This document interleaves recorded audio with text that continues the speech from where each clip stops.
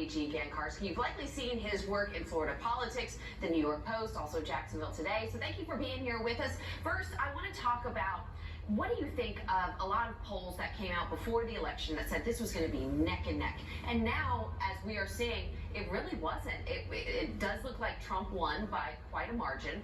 Do you think the pollsters were all just taking incorrect data? No, I think their modeling might have been a little bit off in terms of who they sampled. I think there were voters who came out who couldn't be polled. Your voters don't vote in every election, because they always go after likely voters. That's your every election voter. But, you know, the polls are off by a couple points, and that's within the margin of error, because even a poll with a big sample's got a margin of error of 3 or 4 points for each side of it, which is really, 6 or 7 points when you look at it. So, yeah, the polls weren't as off as they might have seemed, but, none of them really expected Trump to do better than he did. Where do you think Democrats go from here? As they are waking up today, they've lost the Senate, they've lost the presidency. How do they regroup and move forward? Well, I mean, right now they're very disconsolate. I think they expected the message to win, their candidates to win, and they expected to prevail. But, if you look at the presidential race, you look at the amendments, you look at what happened locally in some of the races, it was basically a red wave all the way around.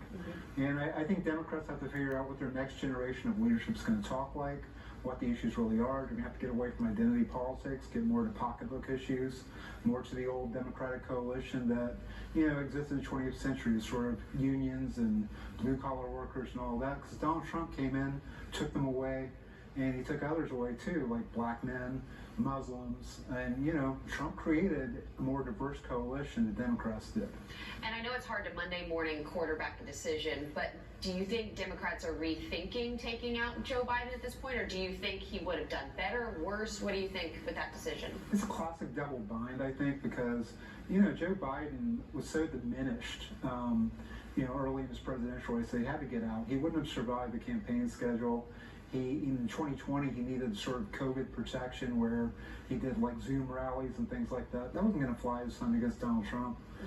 So they needed somebody else. I think they could have used an actual open primary.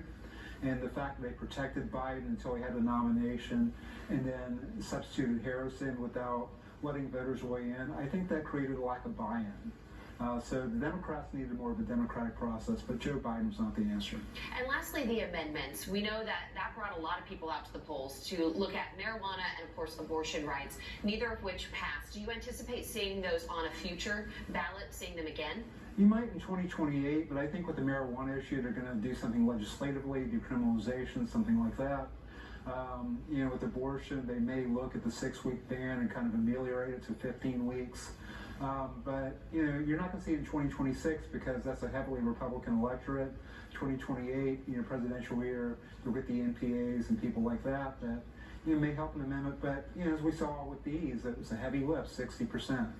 That takes a lot of buy-in. It takes buy-in across the political spectrum. Well, A.G. Gankarski, we thank you so much for being here with us to give us your political expertise. All right, we are tracking